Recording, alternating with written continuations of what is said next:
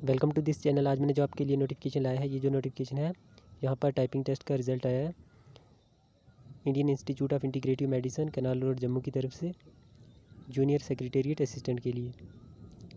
Typing test हुआ था 23 अगस्त 2022 को। डिटेल आप यहाँ पर देख सकते हो कैसे कैलकुलेट हुई है स्पीड।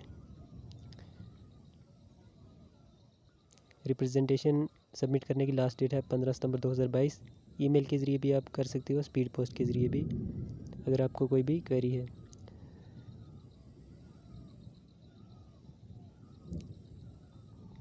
क्वालिफाइड कैंडिडेट्स आप यहाँ पर देख सकते हो, 91 कैंडिडेट्स ने क्वालिफाई किया है नेक्स्ट ईयर बी में, जिन्होंने क्वालिफाई नहीं किया है।